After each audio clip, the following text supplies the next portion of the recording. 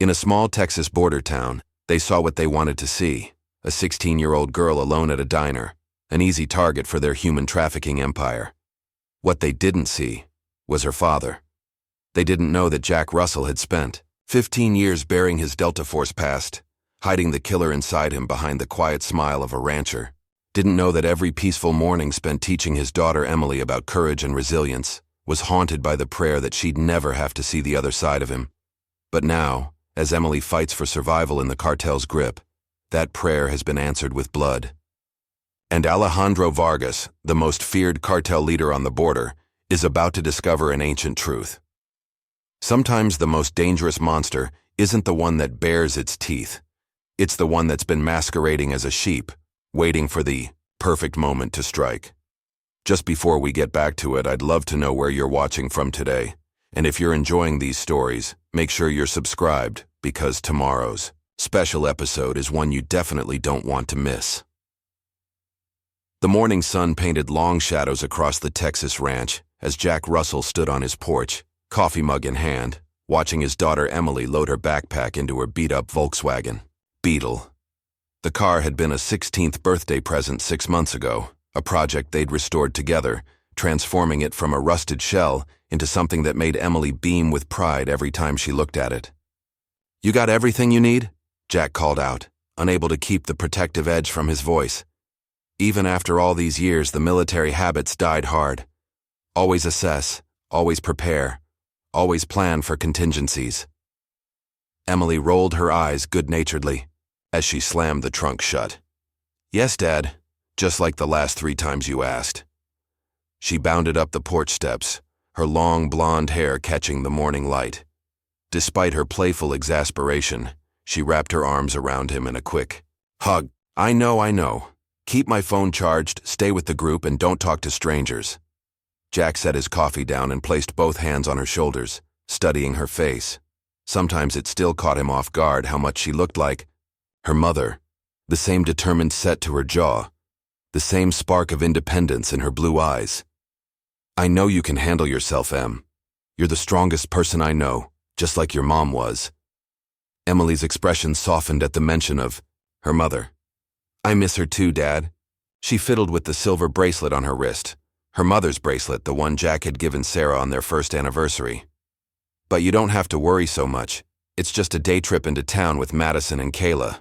We're going to get lunch, maybe do some shopping, catch that new horror movie everyone's talking about." Jack forced himself to smile, pushing down the instinctive urge to insist on driving her himself. Emily was 16 now, and she needed her independence.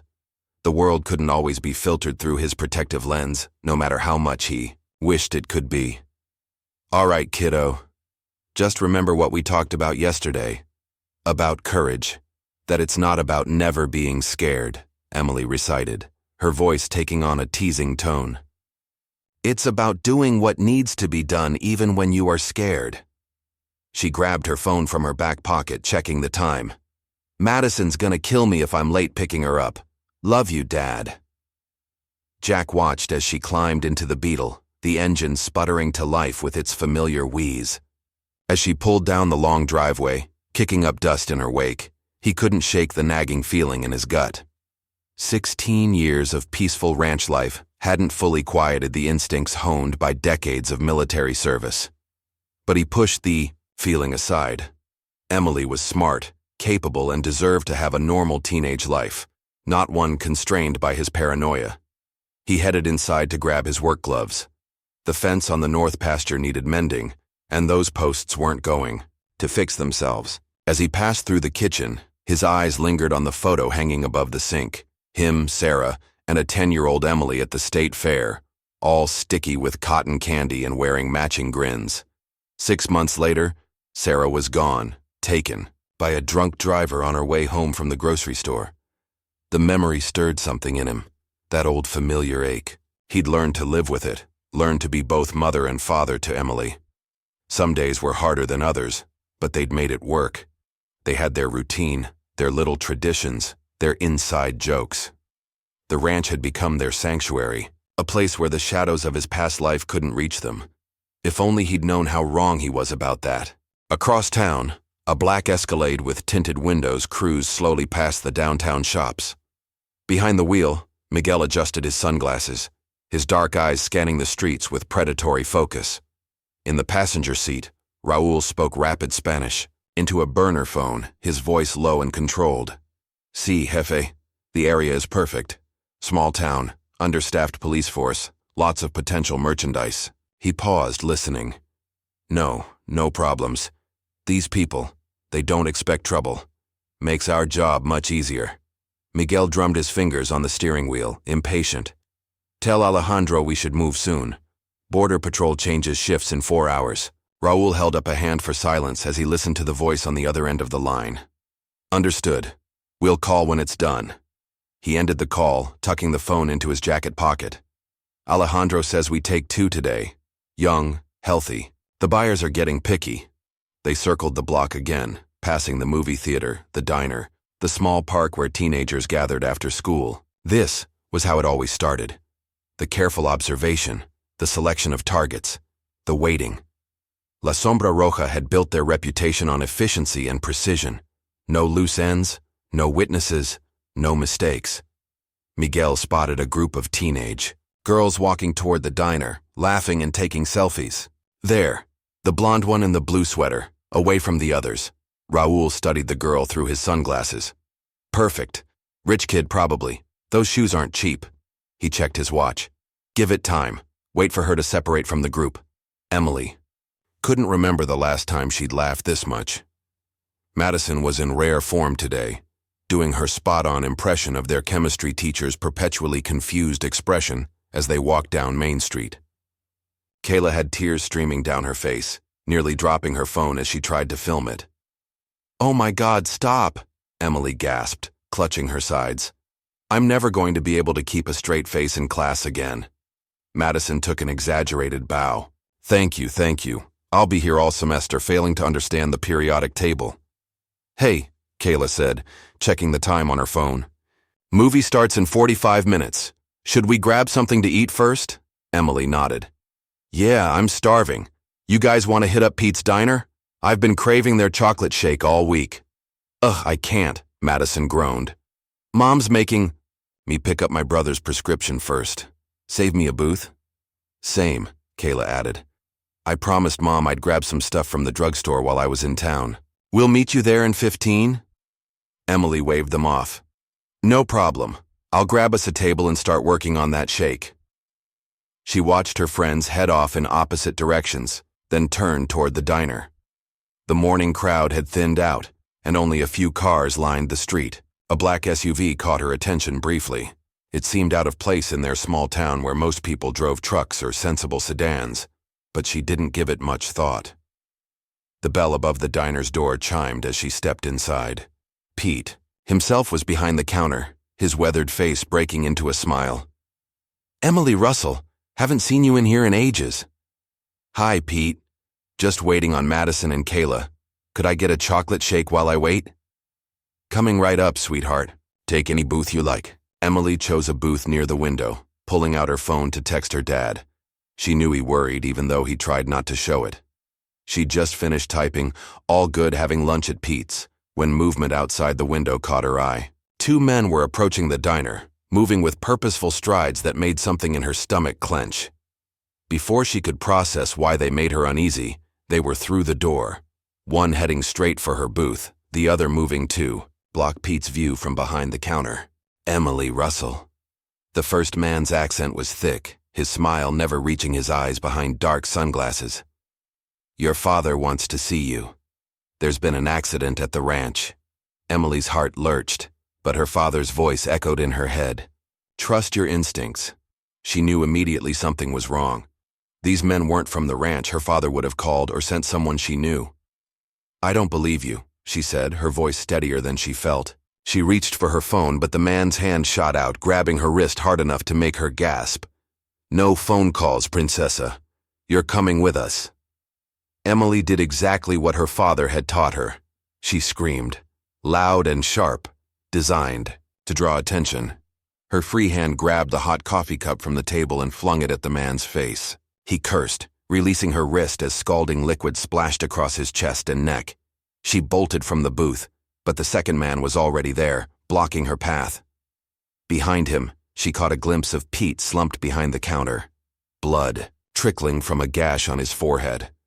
The few other customers sat frozen in their booths, terror evident on their faces as they stared at the gun the second man now held at his side. "Nobody moves," he announced to the diner at large, his voice cold. "Nobody calls anyone, or the girl won't be the only one leaving in a body bag." Emily felt rough hands grab her from behind, pinning her arms. She struggled, kicked, fought with everything she had. Her mother's bracelet snapped in the struggle, silver links scattering across the floor. The last thing she saw before a sweet-smelling cloth was pressed over her nose and mouth was her phone, screen cracked, lying beneath the booth where she'd dropped it. Then everything went dark. Jack was wrestling with a particularly stubborn fence, host when his phone rang. He didn't recognize the number, but something made him answer anyway. The voice on the other end was male, heavily accented, and sent ice through his veins. Jack Russell, former Delta Force operator. "Did you think you could hide forever?" Jack's grip on the phone tightened. "Who is this?" "That's not important right now. What's important is that I have your daughter. Emily, yes? Such a pretty girl. So much fight in her.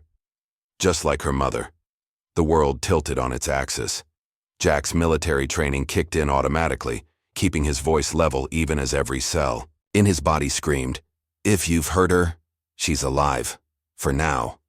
Whether she stays that way depends entirely on you. No police, no FBI, no authorities of any kind. You understand? Let me talk to her." The voice chuckled. "All in good time. For now, know that if you want to see your daughter alive again, you will wait for our next call. And Jack? Don't do anything stupid. Emily's life depends on it." The line went dead. Jack was moving before the call ended, sprinting to his truck. The drive into town was a blur, his mind racing through possibilities, scenarios, threats.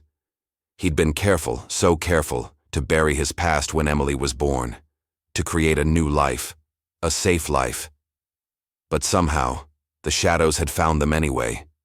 The diner was surrounded by police cars when he arrived, their lights painting the street in red and blue. His heart stopped when he saw Emily's Beetle parked across the street, empty. Inside the diner, he found controlled chaos. Officers taking statements, crime scene techs dusting for prints, Pete being treated by paramedics. And there, beneath a booth, lay Emily's phone. Next to it, scattered across the floor like drops of blood, were the broken pieces of Sarah's bracelet. Jack picked up a single silver link, rolling it between his fingers as ice-cold rage settled in his chest. Whoever had taken his daughter had just made the biggest mistake of their lives. They thought they were hunting him? They were about to learn what it meant to be hunted by a Delta Force operator with nothing left to lose.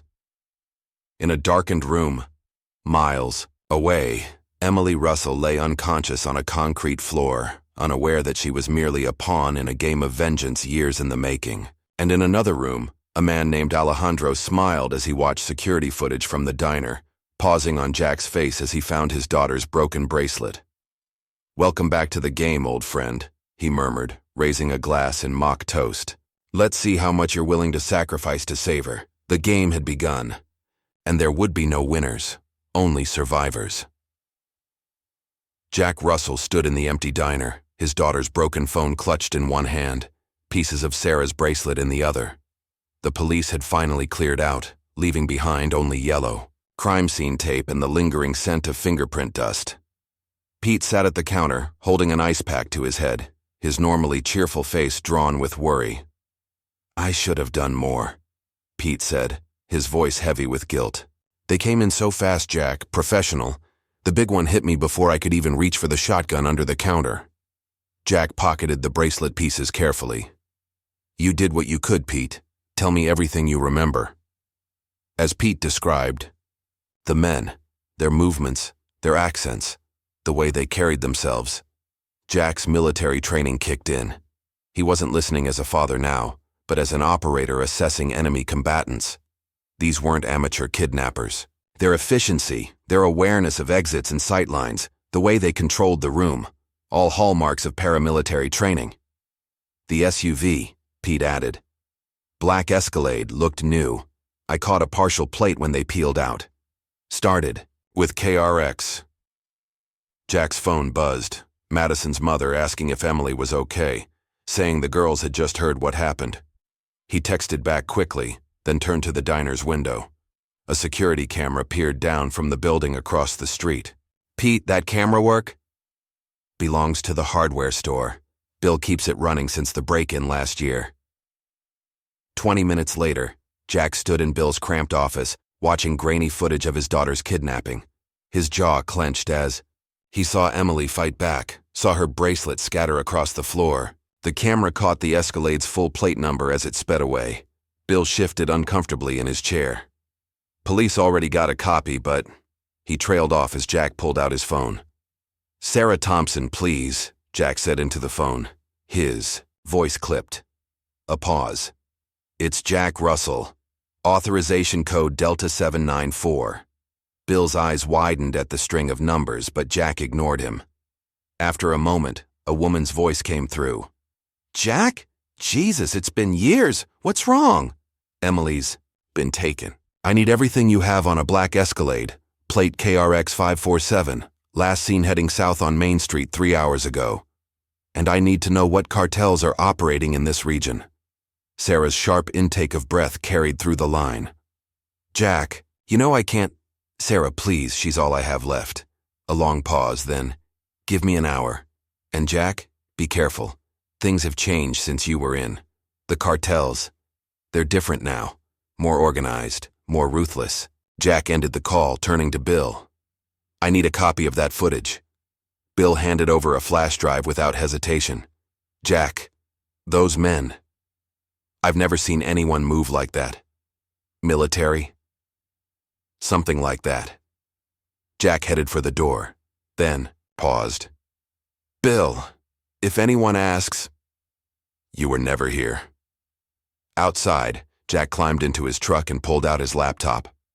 While he waited for Sarah's information, he began his own analysis of the footage.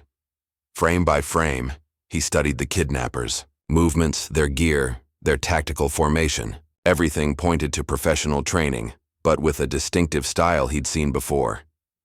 The question was where? His phone buzzed again. Sarah had sent a file, vehicle registration, traffic cam footage, and a detailed brief on cartel activity in Texas. The Escalade's trail went cold at the edge of town, but the cartel information made his blood run cold. La Sombra Roja, the Red Shadow, a relatively new player in the drug trade, but one that had quickly established dominance through brutal efficiency and sophisticated operations. Their real money came from human trafficking, a network that stretched from Texas deep into Mexico. Jack's hands tightened on the steering wheel as he read about their tactics. Young women disappeared without a trace, only to surface months later in police raids on brothels or as casualties in turf wars. The lucky ones were ransomed back to wealthy families. The unlucky ones, he forced the thought away. Emily was alive. He had to believe that. His phone rang again. Unknown number. He answered on speaker, recording the call with his laptop. Have you considered our situation carefully, Jack? The same accented voice as before. Let me talk to my daughter. A low chuckle. So demanding. Very well. A rustling sound then. Dad? Emily's voice was shaky but strong. Emily, are you hurt? I'm okay. Dad, don't. Her voice cut off abruptly. Satisfied? The man was back. Now listen carefully. You took something from me once, Jack. Something precious. Now I have something precious of yours. Jack's mind raced through past operations trying to place the voice. Who are you? You don't remember? I'm hurt. Perhaps the name Alejandro Vargas will help you recall a certain operation in Tamaulipas. 6 years ago? The name hit Jack like a physical blow. Tamaulipas. The mission that wasn't supposed to exist. The one that had gone so horribly wrong. Vargas is dead, Jack said flatly. I saw him die. You saw what I wanted you to see. Just like I saw everything I needed to know about your comfortable little life in Texas. Your daughter. Your ranch. Did you think you could just walk away from what you did? Jack's training warred with his rage. Keep him talking. Gather intel. What do you want? Want? I want you to suffer, Jack. I want you to know what it feels like to have everything taken away. But for now, I want you to wait. Think about every decision that led you here. I'll be in touch. The line went dead. Jack immediately sent the recording to Sarah, along with a message. Need voice analysis and background noise separation. Priority 1. His laptop pinged. Sarah had sent more files. Traffic cameras had caught the Escalade heading south on Highway 83. And there was more. Detailed intelligence on La Sombra Roja's operations. The cartel had grown exponentially under new leadership that had taken control 6 years ago. Jack's blood ran cold as pieces clicked into place. Alejandro hadn't just survived. He'd built an empire. And now he was using it to extract revenge. Another file caught his attention. Police reports of similar kidnappings along the Texas border. Young women taken with military precision, witnesses too terrified to talk. But there was a pattern. The victims were always moved south, through a series of safe houses, before crossing into Mexico. Jack pulled up a map, marking the known safe house locations. A clear route emerged, one that would take Emily through 3 more stops before reaching the border. If he could find the next safe house. His phone buzzed with a text from Sarah. Got a hit on background noise analysis. Sounds like industrial machinery, possibly a factory. Sending locations of abandoned manufacturing sites along Highway 83. Jack opened his laptop's hidden partition, the one containing everything he'd tried to leave behind. Weapons, tactical, gear, intelligence files, tools of a trade he'd walked away from when Emily was born. Now they might be the only things that could save her. Emily woke to darkness and the smell of rust. Her head throbbed, and her wrists were raw where zip ties bit into them. As her eyes adjusted, shapes emerged, metal walls, concrete floor. Other girls huddled in corners. Some were crying quietly. Others sat in silent shock. Don't try to move too fast, a voice whispered beside her. The drugs take a while to wear off. Emily turned her head carefully. A girl about her age sat against the wall, dark circles under her eyes. I'm Rachel, the girl said. You've been out for about 4 hours.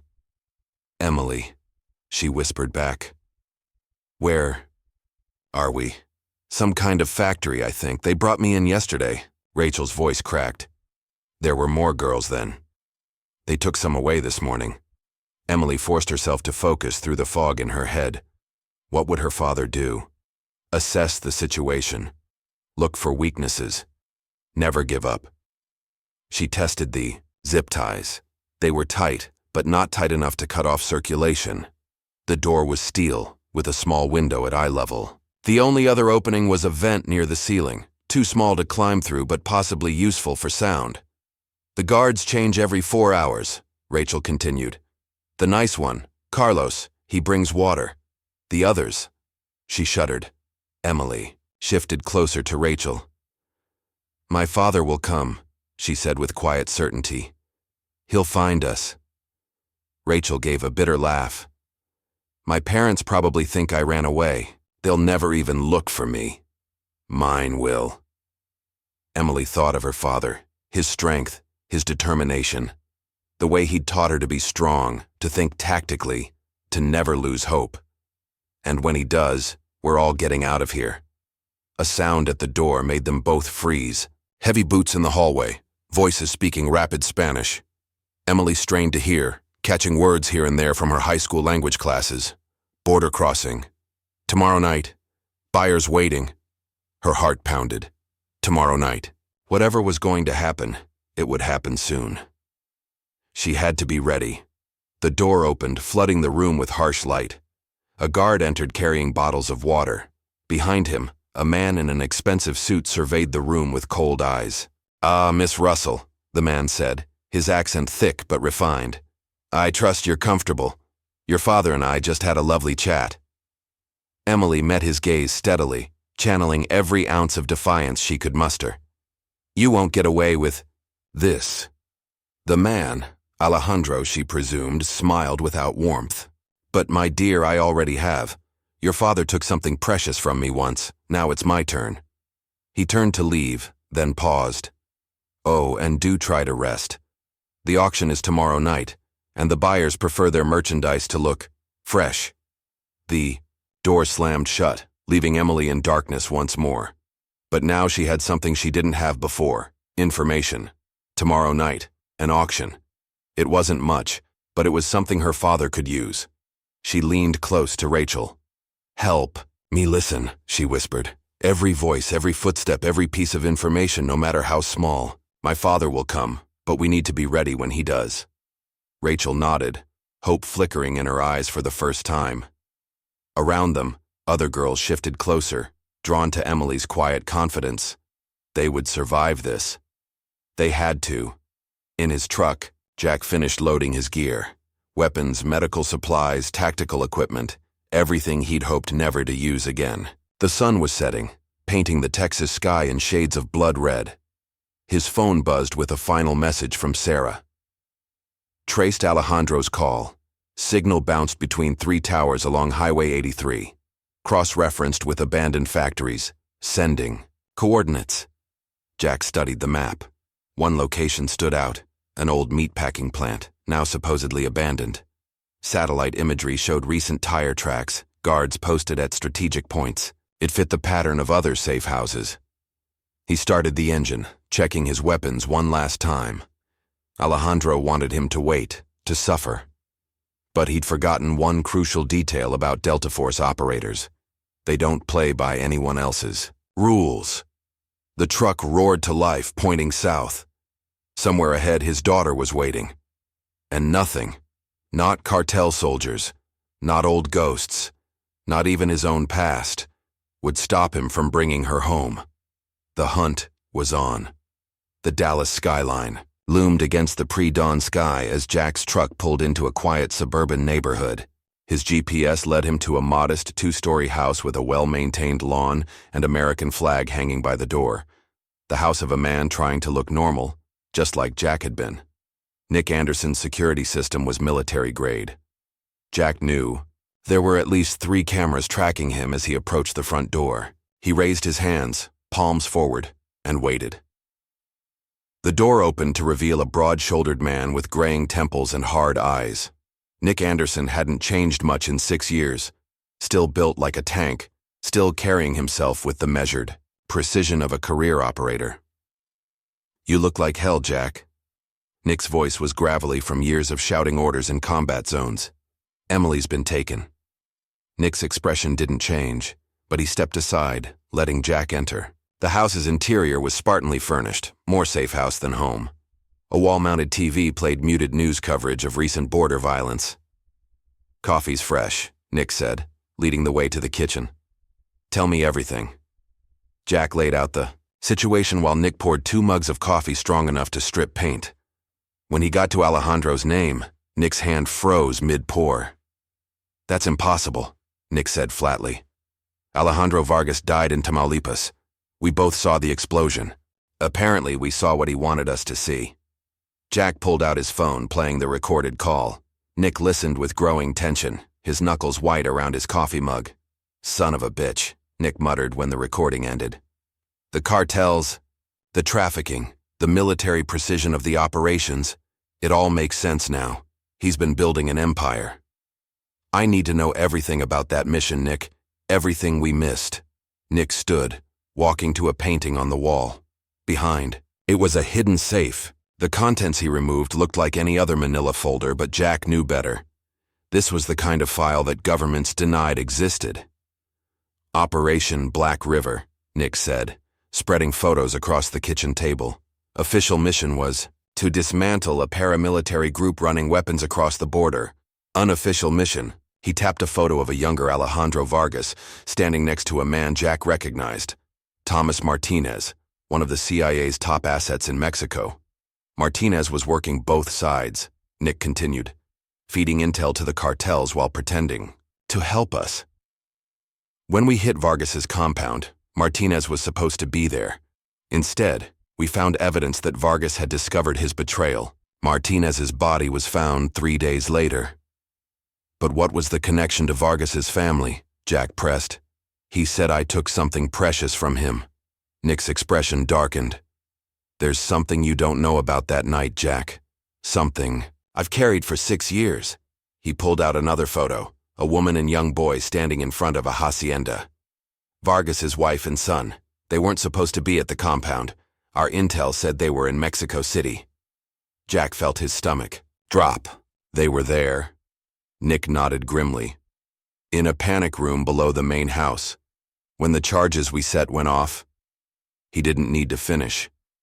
The explosion had leveled the entire compound. No survivors, they'd been told. Except apparently for Alejandro himself. Why didn't you tell me? Orders from above. The mission was already a disaster with Martinez's death. Adding civilian casualties would have brought too much scrutiny, so they buried it, classified everything, sent us both back to the world with commendations we didn't deserve. Jack stared at the photo of Vargas's family, understanding finally dawning. This isn't just about revenge. It's about making me feel what he felt, watching someone take everything from you. And he's had 6 years to plan it. Nick gathered the photos, his expression grim. He's not just some cartel boss now, Jack. La Sombra Roja has connections everywhere. Police, border patrol, politicians. They say he's got half the officials in northern Mexico on his payroll. I don't care if he's got the president on his payroll. He has my daughter. Nick studied his old friend for a long moment. I've got gear in the basement. Give me 10 minutes to pack. Nick, you don't have to save it. Nick was already moving toward the basement door. I've carried this guilt for 6 years. Besides, you really think you can take on a cartel alone? While Nick gathered his gear, Jack studied the intelligence reports spread across the table. La Sombra Roja's network was vast, but it had patterns. Safe houses were always near transportation hubs. Guards rotated every 6 hours. Shipments. Jack's jaw clenched at the word. Moved only at night. His phone buzzed with a text from Sarah. Traced financial transactions from known cartel fronts. Heavy activity around Laredo. Something big happening soon. Nick emerged from the basement carrying 2 duffel bags. I've got a contact in Laredo, he said, checking his watch. Ex-DEA agent named Mike Parker. If anyone knows where Vargas is moving his operation, it's him. We have to move fast, Jack said, showing Nick the text. Alejandro mentioned an auction. If they get Emily across the border, they won't. Nick's voice carried the calm certainty that had once steadied entire teams in combat. But we do. This smart, Jack. No rushing and half-cocked. Vargas is expecting that. They loaded Nick's gear into Jack's truck. As they pulled out of the driveway, Nick's phone chirped. He read the message with a frown. What is it? Mike says there's chatter about a big shipment coming through Laredo tomorrow night. Multiple teams of private security being hired. High-value merchandise. Jack's hands tightened on the steering wheel.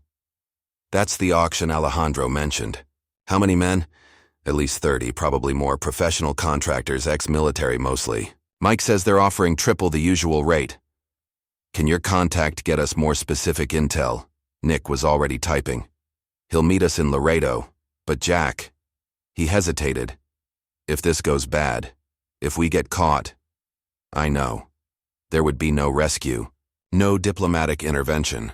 They'd simply disappear into the same system that had swallowed so many others. They drove in silence for a while, both men lost in thoughts of the past. Finally, Nick spoke again. You should know. After Tamaulipas, I did some digging. Unofficial channels.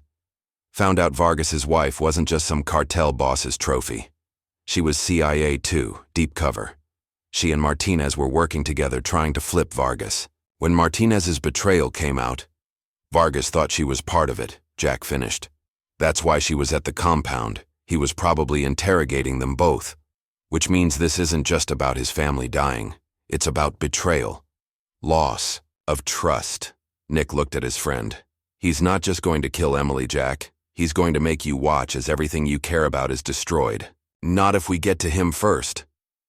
In the darkness of her cell, Emily had counted every footstep, memorized every guard rotation. Rachel helped, whispering translations of the Spanish conversations they overheard. Other girls looked to them now, drawing strength from their quiet determination. The guard they called Carlos had slipped Emily extra water during his last rotation, his eyes showing a flicker of sympathy. She'd caught fragments of his phone conversation earlier. Something about his sister disappearing 3 years ago. Perhaps not everyone in Alejandro's organization was fully committed to his cause. A commotion in the hallway drew their attention. New voices, speaking rapid Spanish. Rachel pressed closer to Emily, translating in whispers. They're talking about transport. Tonight. Something about papers being prepared. The door opened, flooding the room with light. 2 guards entered, followed by a woman in expensive business attire. She moved through the room with clinical efficiency, examining, each girl like merchandise at an auction. "Stand up," she commanded Emily in accented English. "Turn around." Emily stood, her legs shaky but her spine straight. She met the woman's gaze with quiet defiance, remembering her father's words. "Never let them see your fear." The woman made notes on a tablet. "This one will fetch a good price. American, educated, spirited enough to be interesting, but not unmanageable." She touched Emily's face, examining her like a prize horse. "Make sure she's properly prepared for tonight. No marks." After they left, Emily sank back to the floor, her heart pounding, but her mind was racing, processing every detail. The woman's tablet had displayed a time, 23. The guard's radio had crackled with location coordinates, small pieces of information that could help her father find them. "What do we do?" Rachel whispered, fear cracking her voice. Emily squeezed her hand. "We stay alert. We remember everything we hear. And we get ready to move when the time comes." "How can you be so sure?" "Because I know my father. And if there's one thing he taught me, it's that you never give up. Not ever." On the outskirts of Laredo, Jack and Nick met Mike Parker in a nearly empty truck stop diner. The former DEA agent was older than Jack remembered, his face weathered by years of working the border, but his eyes were sharp as ever. "You boys picked a hell of a time to come asking questions," Mike said after they'd ordered coffee. "La Sombra Roja's got everyone on edge. Word is they're moving something big tonight. Every dirty cop in 3 counties has been paid to look the other way." "We need locations, Mike," Nick pressed. "Safe houses, transport routes, anything you've got." Mike pulled out a map, circling several locations. "They've got a warehouse here, processing facility here, but the main event, that's happening here." He pointed to an abandoned airfield outside town. "Private planes coming in all day, rich bastards from all over the world, the kind that don't show up in any database." Jack studied the map, his tactical mind analyzing approach routes, security positions, potential escape paths. "How many men on site?" "At least 40 that I've counted. Mix of cartel soldiers and private contractors. They've got the place locked down tight." Mike leaned forward, his voice dropping. "But here's the interesting part. Vargas himself is supposed to be there. First time he's shown his face north of the border in years." Jack and Nick exchanged looks. If Alejandro was breaking his own security protocols, this was personal. He wanted to be there to watch. "One more thing," Mike added. "My contact inside the organization says they're using some new tracking system, electronic tags implanted under the skin. Make sure the merchandise can't disappear before payment clears." Jack's blood ran cold at the thought of them putting a tracker in Emily, but it could work both ways. If they could hack the tracking system, "We'll need blueprints of the airfield," Nick said. "Entry points, power supply, everything." Mike nodded. "Already got them. But listen, whatever you're planning, you need to know something. Vargas has a failsafe. Any sign of law enforcement, any hint of a raid, and he's got a plane fueled and ready. He'll be across the border before anyone can stop him." "Then we don't let him see us coming," Jack said quietly. "We hit him from inside his own organization." Nick raised an eyebrow. "You're thinking about the guard Emily mentioned, Carlos?" "Every organization has weak points, people with doubts with their own reasons to want out." Jack turned to Mike. "Can you get us worker uniforms? Contractor IDs? Mike smiled grimly. Give me 2 hours. As Mike left to make arrangements, Nick studied his friend. This is risky, Jack. If we're made, Emily dies anyway. Jack's voice was steel. At least this way we have a chance. And if we can turn one of his own men against him. It's not just about Emily anymore, is it? Nick's eyes were knowing. You want to bring down his whole operation, Jack. Thought of the other girls in that cell with Emily, of all the lives Alejandro had destroyed in his quest for revenge. The mission hasn't changed, Nick. We save Emily. But if we can save others too. Nick nodded slowly. Like old times then. Going in outnumbered, outgunned, with a plan that's probably suicide. You can still walk away. Right back at you, brother. Nick checked his weapon with practiced ease. But we both know that's not happening. Jack's phone buzzed. Another message from Sarah.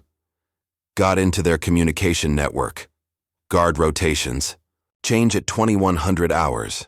Main gate will be busy with incoming vehicles. The pieces were falling into place. They had a location, a timeline, and soon would have a way in. Now they just needed one more thing, a guard with a conscience. As the Texas sun began to set, Jack and Nick prepared their gear, checking weapons and communications equipment. In a few hours, they would attempt the impossible, infiltrating one of the most dangerous cartels in North America. But Jack had done the impossible before, and with his daughter's life on the line, failure wasn't an option. The real question wasn't whether they could get in. It was whether any of them would make it out alive. The border crossing at Laredo was quiet in the pre-dawn hours. But Jack, new appearances were deceiving. Hidden cameras watched every approach, and corrupt officials waited to alert Alejandro's people to any suspicious movement. He studied his newly forged documents, courtesy of Mike's connections, while Nick made final adjustments to their communication gear. Testing. Nick's voice crackled through the concealed earpiece. Channels secure? Jack tapped his throat mic twice in confirmation. They'd chosen old military frequencies, ones the cartels wouldn't think to monitor. Nick would coordinate from the U.S. side while Jack made the crossing. 2 men gave them better odds than one of tracking Emily if something went wrong. Remember, Nick said, you've got 12 hours before the auction.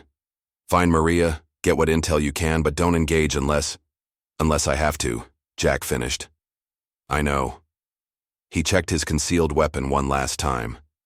The Glock 19 was smaller than he preferred, but easier to hide. You sure about this contact? Maria Suarez is our best shot at inside information. Her brother worked security for Alejandro until 6 months ago. They found pieces of him scattered across 3 counties. Jack grimaced. And she's willing to help? More than willing. She's been looking for a way to hurt Alejandro ever since. Just watch yourself. She's got nothing left to lose. The line between customs stations was short at this hour. Jack presented his forged papers, Paul Matthews, agricultural consultant, to a bleary-eyed officer who barely glanced at them before waving him through. Too easy. Either Mike's forgeries were perfect, or someone had been paid to look the other way. 20 minutes later, Jack pulled into the parking lot of a rundown motel on the outskirts of Nuevo Laredo. A woman waited in the shadows, mid-30s, with hard eyes and a scar running along her jawline. She wore a waitress uniform, from a local diner, but her stance betrayed military training. You're late, Maria said in accented English. Follow me. She led him to a room at the back of the motel, checking sight lines before unlocking the door. The interior was sparse, single bed, table covered in maps and surveillance photos, weapons concealed but within easy reach. This wasn't just a meeting place. It was an operations center. Your daughter, Maria said without preamble, spreading photos across the table. She's being held here. She pointed to a compound 20 miles outside the city. Alejandro's main processing facility, but not for long. The auction location, she tapped another photo showing an abandoned hacienda. Here, heavy security, multiple escape routes, perfect for his type of operation. Jack studied the photos, memorizing approaches and guard positions. How many men? 50, maybe more. Mix of cartel soldiers and contractors. But that's not the problem. Maria pulled out another photo, a man in an expensive suit talking to uniformed police officers. Alejandro has everyone bought: police, politicians, even some military commanders. You can't trust anyone. Except you? Maria's laugh was bitter. I don't ask you to trust me. Trust this. She rolled up her sleeve, revealing a mass of scar tissue. Alejandro's men did this while my brother watched, made him choose between helping them torture me or watching them kill his daughter. In the D. And they killed them both anyway. Jack met her gaze, recognizing the same cold rage he felt burning in his own chest. I'm sorry about your brother. Save your sorry. Help me destroy the monster who murdered my family. She pulled out more photos, these showing the hacienda's interior. The auction will be held in the main hall. Girls are kept in the basement until they're sold. Guards rotate every 4 hours. Security is heaviest at the gates, lighter on the south wall where the terrain is rougher. What about inside help? A guard named Carlos Mendez. Maria nodded. He might help. His sister disappeared 3 years ago. Some say Alejandro took her himself, but Carlos couldn't prove it. He stays close, hoping to find the truth. Can you get a message to him? Maybe, but we have a bigger problem. Maria pulled out her phone, showing Jack a message in Spanish. Alejandro changed the schedule. The auction starts in 8 hours, not 12.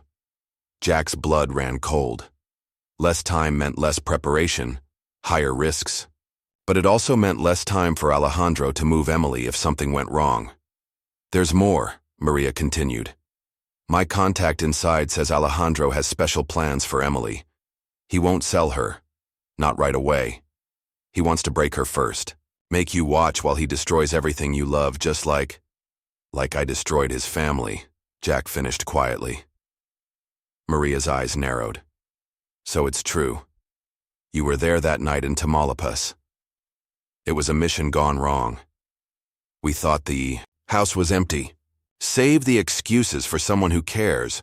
Maria's voice was ice. Alejandro is what he is because of that night.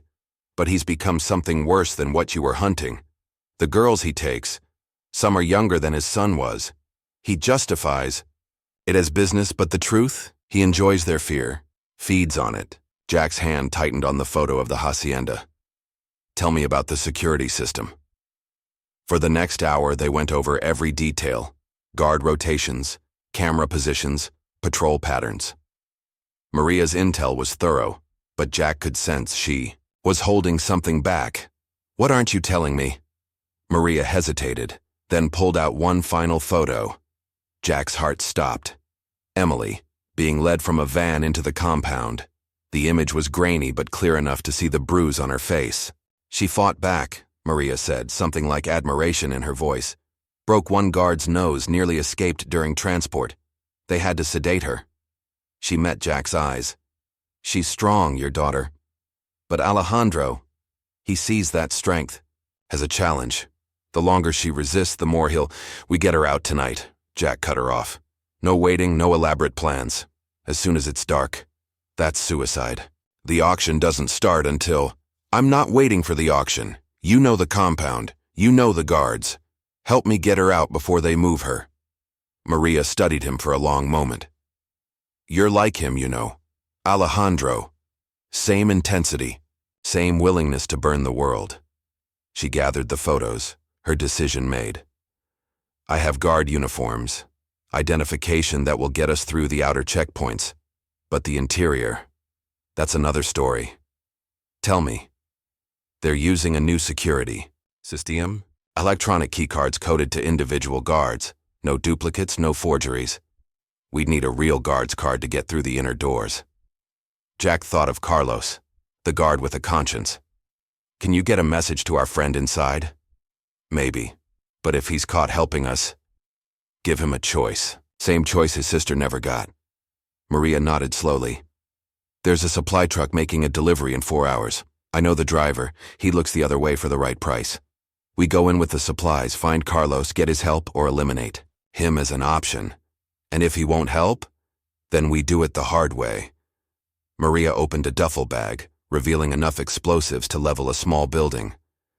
Sometimes the best distraction is a very big boom. Jack's earpiece crackled. "Jack, we've got movement." Nick's voice was tense. "Multiple vehicles leaving the compound. They're moving sooner than we thought." Maria was already checking her phone. "My contact confirms. They're moving the girls now, taking different routes to the hacienda, smaller groups to avoid attention." Jack felt the familiar combat calm settle over him. Plans within plans, contingencies shifting like sand. But the mission remained the same. Find Emily, get her out, make Alejandro pay. "How far to the compound?" he asked. 20 minutes, but we need a plan. The plan is we get my daughter out. Everything else is details." Jack checked his weapon. "Call your driver. Tell him the delivery is happening now." Maria smiled grimly. "Just like that?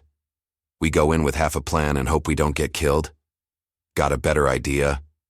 "No," she started, gathering gear. "But when this is over, Alejandro dies. That's not negotiable." Jack thought of Emily's bruised face in the photo, of Maria's scars, of all the lives Alejandro had destroyed in his quest for revenge. "We're agreed on that." Emily woke to movement. They were in a van, windows blacked out, hands zip-tied behind their backs. Rachel pressed against her shoulder, trembling but silent. Other girls whimpered softly in the darkness. Her head still felt fuzzy from whatever they'd given her, but her mind was clearing.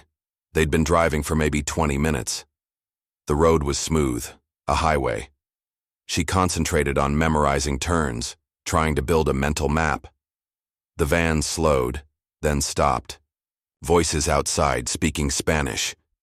Emily strained to hear, catching words through the metal walls.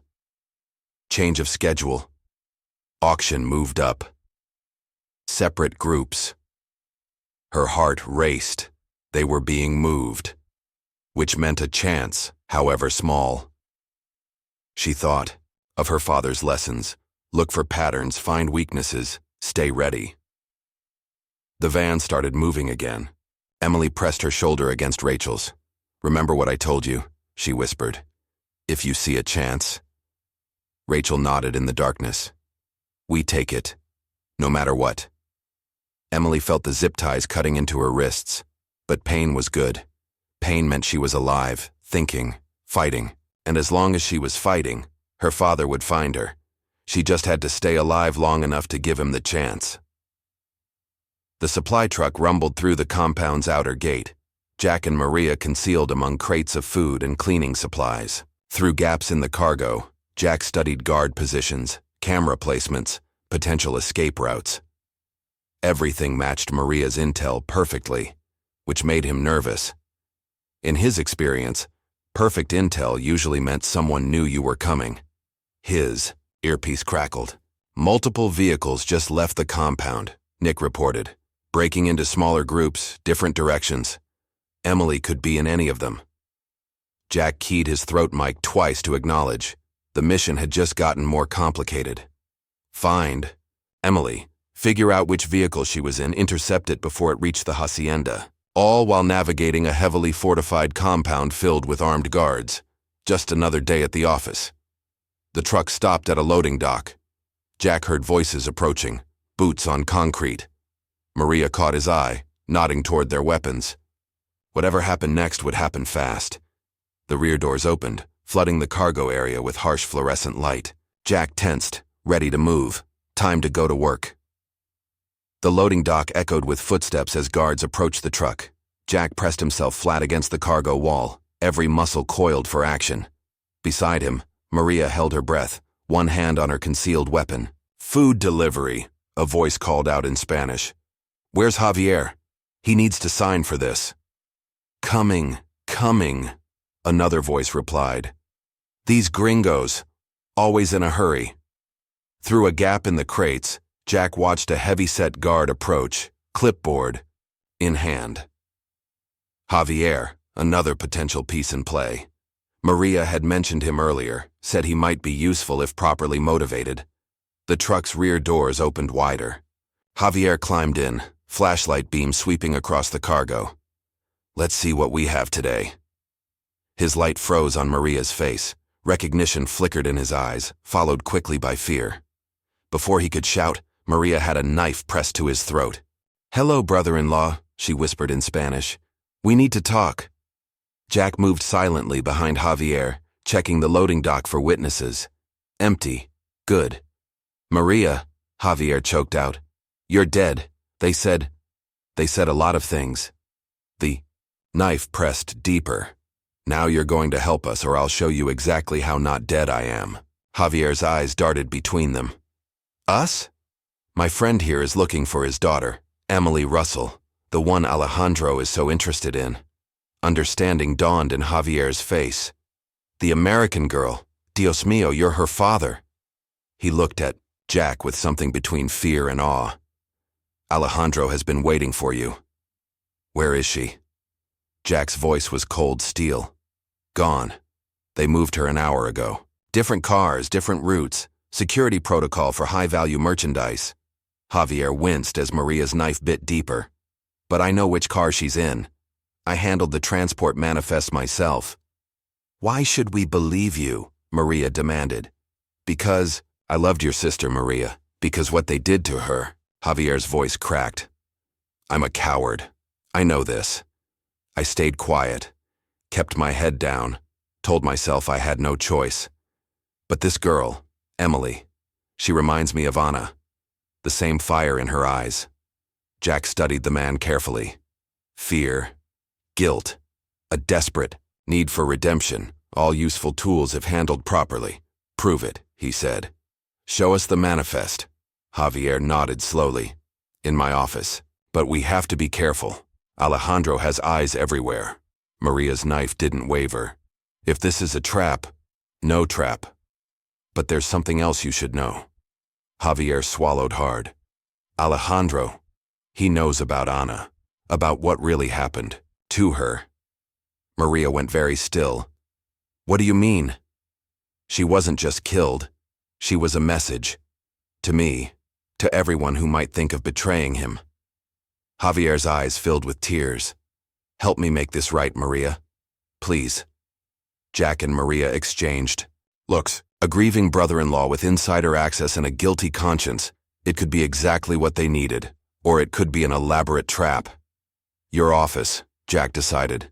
"Now. But one wrong move." Javier nodded quickly. "Follow me. Stay close to the wall. Fewer cameras." They moved through the compound like shadows, Javier's keycard granting access through checkpoints. Jack memorized every turn, every security feature, building a mental map for their escape. Maria kept one hand on her knife, eyes scanning constantly for threats. Javier's office was small, tucked away in a corner of the administrative building. He pulled up transport documents on his computer, hands shaking slightly. "Here. Transport Group 3, Vehicle 2.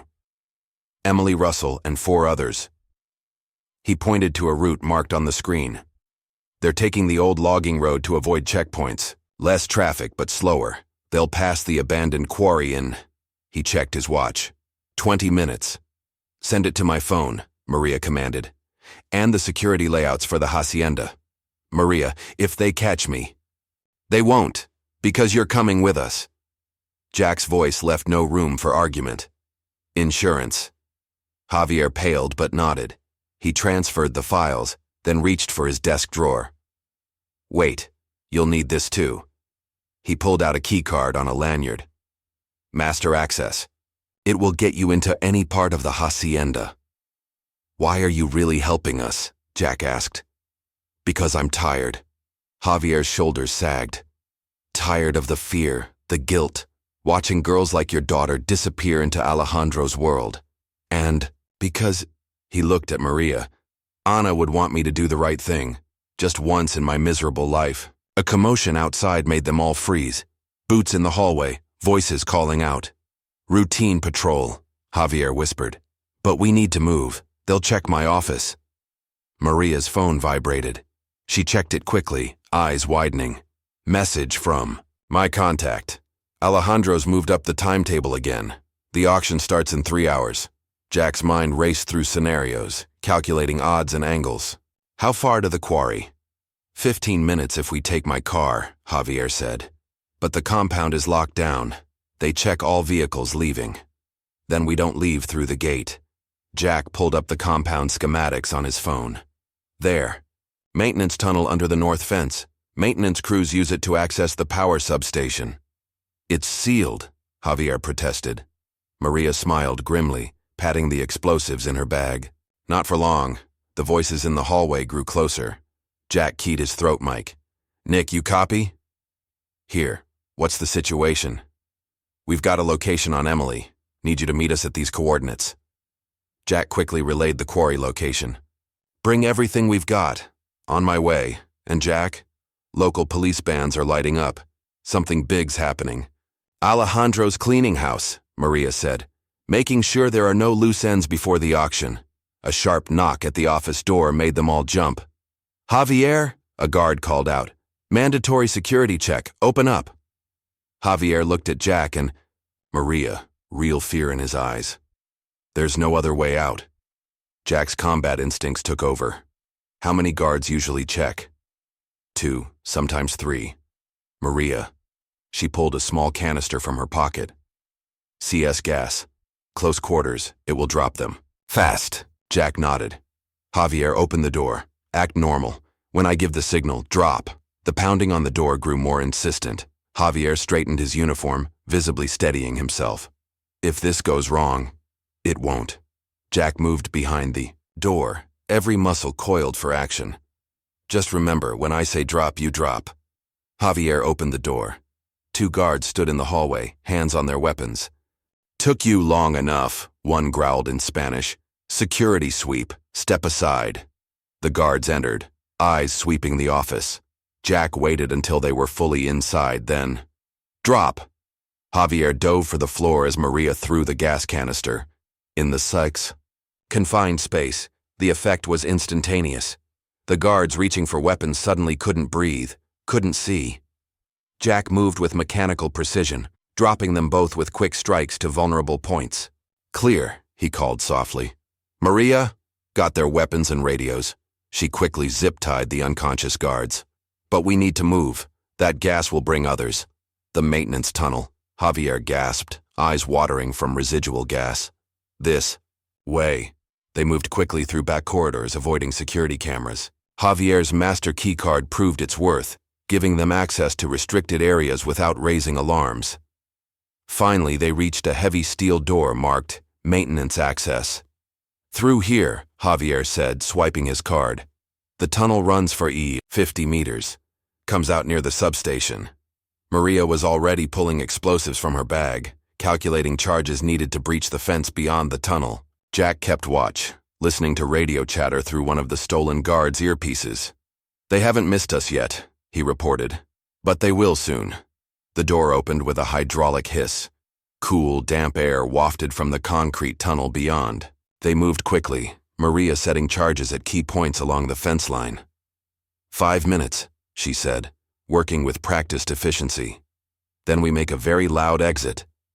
Jack's earpiece crackled. Movement at the quarry, Nick reported. 2 SUVs matching the description. They're early. Jack swore softly. How many men? 4 in the lead vehicle, 3 plus cargo in the second. They're moving fast. Emily's in the second vehicle, Javier said with certainty. Standard protocol, split the security team front and back. Maria finished with the charges, setting the detonator. Ready, on your mark. Jack keyed his radio. Nick, can you get ahead of them? Set up an ambush? All ready. On it. There's a sharp bend just past the quarry. Good place for a roadblock. Do it. We'll hit them from behind. Jack turned to Maria and Javier. Last chance to back out. Maria's smile was fierce. And miss the fun? Javier just shook his head. I told you, I'm tired of being a coward. Then let's go get my daughter. Jack nodded to Maria. Light it up. The explosion was precisely calculated. Enough force to breach the fence without bringing the whole compound down on their heads. As alarms began to wail, they were already running for Maria's car, hidden nearby. Jack's mind was fully in mission mode now, calculating angles and contingencies. The quarry road was narrow, easy to block. Nick would force them to stop or crash. In the confusion, They'd hit the rear vehicle hard and fast. Get Emily out before reinforcements arrived. Simple, clean, efficient, until Javier's phone buzzed with a message that changed everything. Dios mío, he whispered, face going pale. It's from Alejandro. He knows. He's been waiting for this. Maria snatched the phone, reading quickly. It's a trap. The quarry. He's got men waiting there too. Jack felt the familiar combat calm. Settle deeper. So be it. If Alejandro wanted to play games, they'd play. But this time Jack would make the rules. Nick, he called over the radio. Change of plans. We're going to need that backup plan we discussed. The loud one? The very loud one. Tell Sarah to put her people on standby. It's time to make some noise. As they sped toward the quarry, Jack thought of Emily, her strength, her determination to survive. Hold on, baby girl, he thought. Daddy's coming.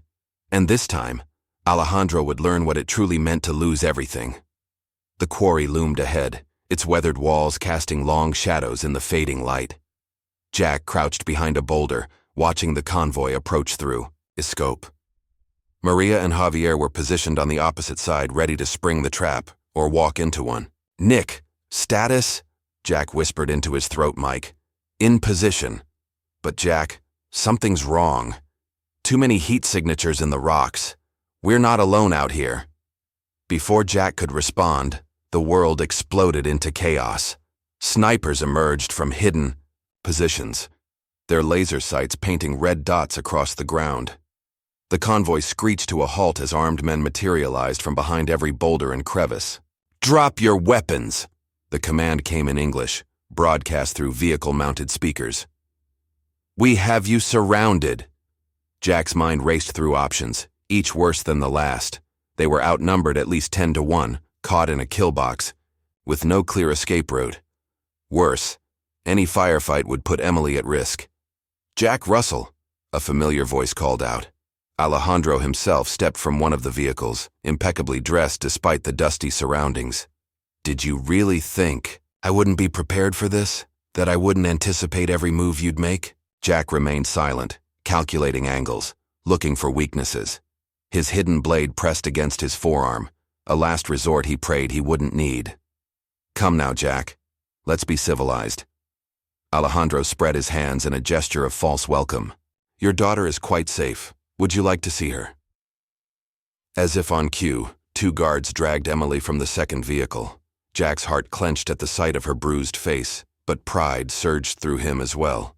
She stood straight-backed, defiant, meeting her captor's eyes with the same steady gaze she'd inherited from her mother. Dad, don't... A guard's hand clamped over her mouth, cutting off her warning. You have a choice, Alejandro continued. Surrender. Now come quietly and she lives. Continue this foolish resistance and, well, he gestured to the snipers. I think you understand the mathematics of the situation. Jack saw Maria tensing to move, ready to go down fighting. He caught her eye, gave a subtle shake of his head. Not yet. Not while they had Emily. If I surrender, Jack called out, my daughter goes free, right now. Alejandro laughed, the sound echoing off the quarry walls. Oh, Jack, you're in no position to negotiate. But I'll tell you what. Surrender, and I'll let you watch as I auction her off. Let you see exactly what kind of life you've condemned her to. It seems only fair, doesn't it? After all, I had to watch my family burn. Jack stood slowly, hands raised. This is between you and me, Alejandro. Let her go, and you can have your revenge. But this is my revenge, old friend. Alejandro's smile was razor-sharp. Watching you suffer, watching you break, that's worth far more than simply killing you. Guards approached from all sides, weapons trained on Jack's head. He allowed them to take his visible weapons, knowing they'd miss the blade concealed in his sleeve. As they zip-tied his hands, he caught Emily's eye, trying to convey a message. Stay strong. Stay ready. She gave him the slightest nod, and he saw his own determination reflected in her eyes. They were loaded into separate vehicles, Emily back to her transport and Jack into Alejandro's personal SUV. As they drove toward the hacienda, Alejandro studied Jack with almost clinical interest. You know what I find fascinating, he mused. The parallels between us. Both soldiers, both fathers, both men who lost everything we loved. The only difference is you got to start over, build a new life, raise your daughter in peace. While he gestured to the convoy, I had to build this, become this. You chose to become a monster, Jack said quietly. That's the difference.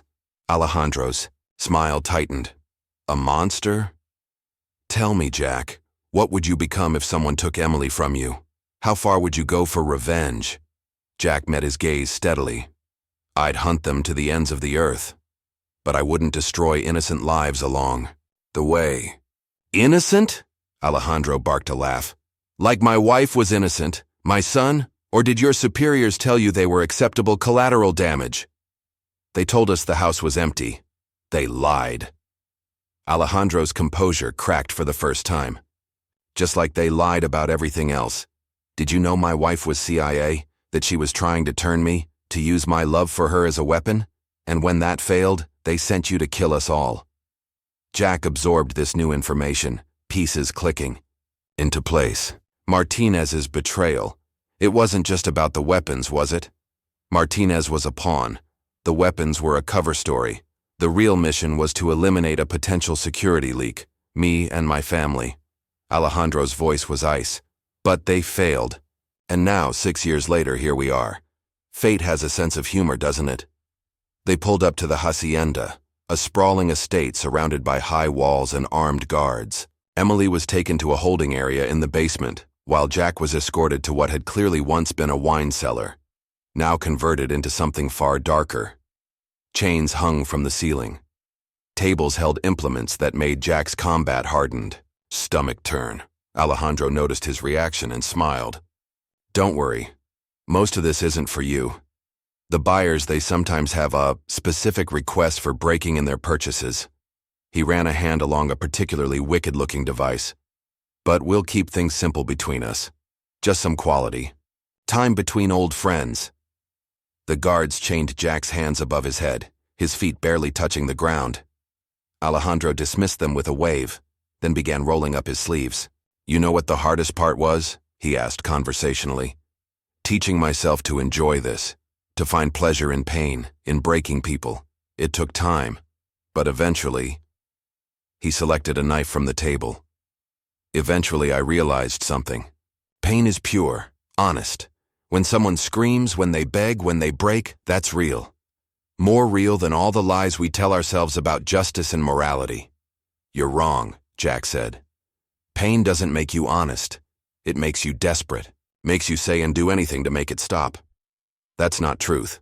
It's survival.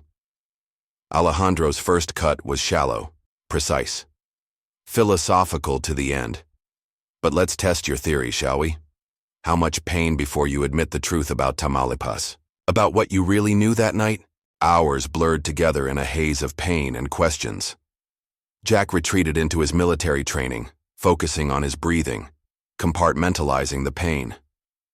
But Alejandro was skilled, knew exactly how to keep him conscious, aware, suffering. Through it all, Jack held on to one thought. Emily was alive. And where there was life, there was hope. A commotion upstairs made Alejandro pause in his work. Footsteps approached and a guard burst in. Sir, the girl. She's asking to speak to her father. Says she has information about a rescue attempt. Alejandro wiped his hands thoughtfully. Bring her. Minutes later, Emily was dragged into the cellar. Her eyes widened at the sight of Jack's condition, but she kept her composure. Emily, Jack managed, his voice hoarse. Don't tell them anything. Brave words from a man who can barely stand, Alejandro observed. Now, my dear, what information do you have for us? Emily stood straight, chin raised. I'll only tell my father. Alejandro considered this, then nodded to the guards. Give them a moment, but remember, we're watching any attempt at escape. He left the threat hanging. The guards stepped back, giving them an illusion of privacy. Emily moved closer to Jack, her voice barely a whisper. Daddy, I'm so sorry. This is all my fault. No, baby. Never think that. Jack forced strength into his voice. You stay strong, you hear me? no matter what happens. Emily's eyes darted to the guards, then back to Jack. In that quick glance, he saw something. A glimmer of the same tactical awareness he'd trained into her. She was planning something. "I found a way out," she breathed, so softly he barely heard it. "In the basement, Rachel and we worked on it for hours, behind the old water heater. If we can get free." Jack gave the slightest nod, understanding. She wasn't just telling him. She was giving him hope, a reason to keep fighting. "Time's up," Alejandro called out. "Now what's this information you wanted to share?" Emily turned, her face a mask of fear and desperation. "Please, don't hurt him anymore. I'll tell you everything." "Emily, no." Jack struggled against his chains. "Smart girl." Alejandro's smile was predatory. "Unlike your father, you understand the value of cooperation." Emily began spinning a tale about Nick's position, about backup teams that didn't exist. Jack watched, in amazement as she fed Alejandro exactly what he wanted to hear, while revealing nothing of actual value. His daughter wasn't just surviving, she was fighting back in her own way. Alejandro listened, occasionally glancing at Jack to gauge his reactions. Finally, he held up a hand to stop her, a touching performance. "But now, my dear, you get to watch what happens to people who cross me." He turned back to his instruments. "Guards, make sure she doesn't look away. I want her to remember every detail of what's about to happen to her father." As Alejandro raised the knife again, Jack caught Emily's eye one last time. In that moment, they shared more than words could express: love, determination, and an unshakable will to survive. The blade descended, and Jack prepared himself for more pain. But his mind was already working, processing the information Emily had given him. A way out through the basement, Rachel and the other girls ready to move. All he needed was an opportunity. And if there was one thing Delta Force had taught him, it was this: every torturer eventually makes a mistake. The key was staying alive long enough to exploit it. Alejandro might be savoring his revenge, but he'd forgotten something crucial. The most dangerous predator isn't the one that roars the loudest, but the one that waits patiently for the perfect moment to strike. That moment would come, and when it did, Alejandro would learn why Jack Russell had been the deadliest operator in Delta Force. Jack hung limply in his chains, blood dripping from dozens of precise cuts, each one calculated to cause maximum pain without serious damage. Alejandro had left hours ago, but not before promising to return for what he called their main event, a special performance planned for the auction. Through swollen eyes, Jack studied the room. The guard by the door was getting sloppy, checking his phone more often than his prisoner. The second guard had stepped out for a cigarette 10 minutes ago. More importantly, they hadn't found his hidden blade. Overconfidence. The first mistake. His earpiece was long gone, but he could still hear occasional bursts of radio chatter from the guard's communications. Something about increased security, VIP guests arriving early. The auction was being moved up yet again. A new sound caught his attention. Boots on the stone steps, multiple sets. The door opened to reveal Maria, dressed in a guard's uniform, being shoved forward by two armed men. Her face was bruised, but her eyes were alert. "Found this one trying to breach the south wall," one guard reported. "Alejandro wants her kept, with the other one until he decides what to do with them." They chained Maria across from Jack, then resumed their positions. As soon as the door guards turned away, Maria caught Jack's eye, her fingers moving in the subtle gestures of military sign language. Nick alive, team in position, waiting for signal. Jack's fingers twitched in response. Emily location? Basement, auction prep. 1 hour. The intelligence settled into Jack's tactical mind like pieces of a puzzle.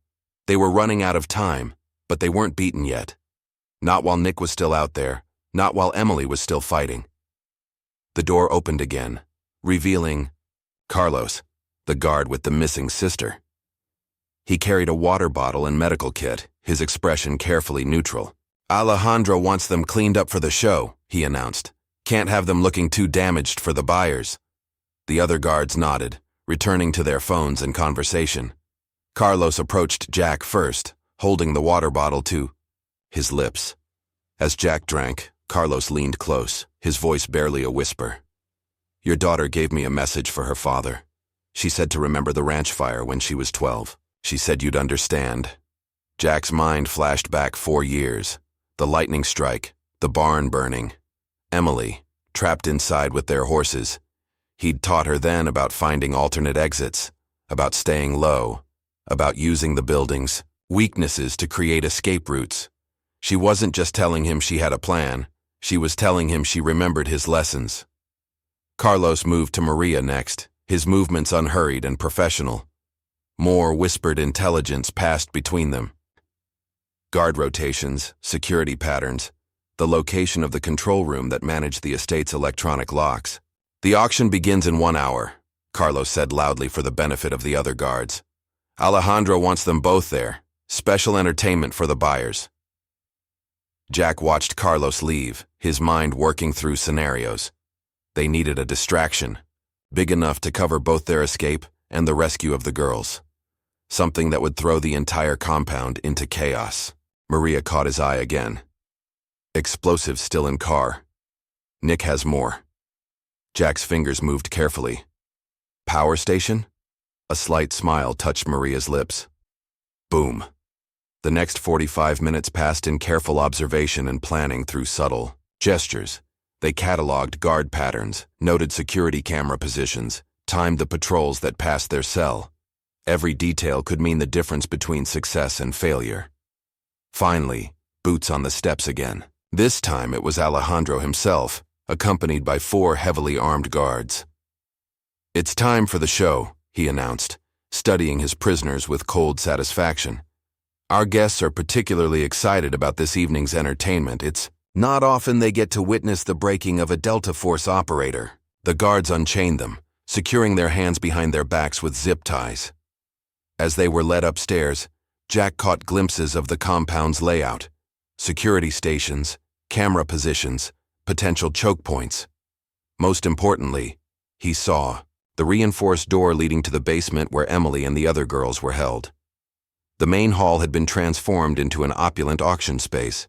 Wealthy buyers in expensive suits mingled over champagne, while armed guards maintained a discreet presence along the walls. A raised platform dominated one end of the room, complete with chains and implements of torture arranged for display.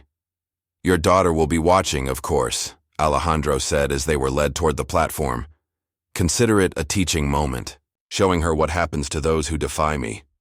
Jack was secured to the platform's chains, positioned so he faced the audience. Maria was tied to a chair nearby, forced to watch. In the front row, Jack counted at least a dozen buyers, each one radiating the casual cruelty of people accustomed to treating human lives as commodities. Then he saw Emily, being led in with a group of other girls. She wore a simple white dress that made her look younger than her 16 years, her blonde hair arranged to hide the worst of her bruises. But her eyes burned with the same cold fury he felt in his own heart. Rachel walked beside her, along with 3 other girls. They were being displayed like prized thoroughbreds, but Jack noticed something in their manner. A tension, a readiness. Emily had been busy during her captivity, it seemed. Alejandro stepped onto the platform, resplendent in an expensive suit. Ladies and gentlemen, welcome to our special preview entertainment. Before we begin the main auction, I've arranged something unique, a demonstration of what happens to those who think they can interfere with our business. He picked up a knife, its blade gleaming under the chandelier lights. Mr. Russell here is, or was, one of America's elite warriors, a Delta Force operator with over 50 confirmed kills. Tonight, we're going to see exactly how much punishment such a man can take before he breaks. Jack tuned out Alejandro's monologue, focusing instead on the room's tactical layout. The guards were alert but relaxed, confident in their superior numbers. The buyers were engrossed in Alejandro's performance, eager for blood. No one was watching the girls too closely.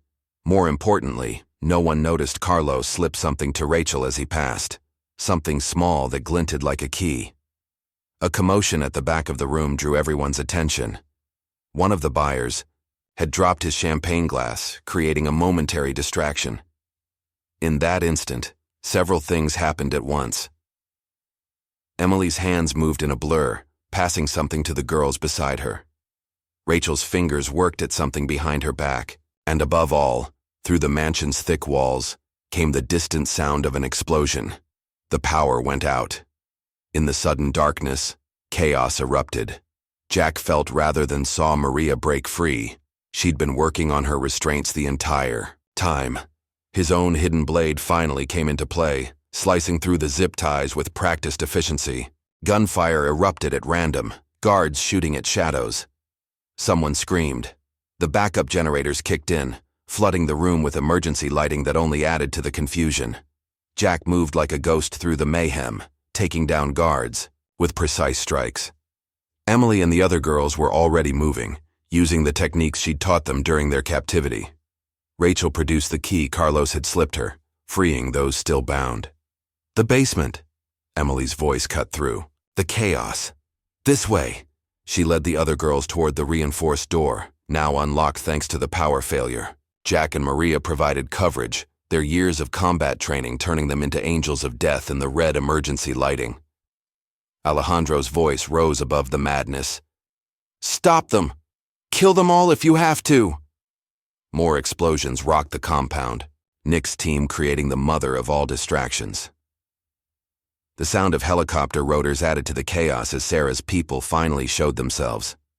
Jack fought his way toward Emily, every skill honed in decades of combat flowing through him with liquid precision. A guard raised his weapon.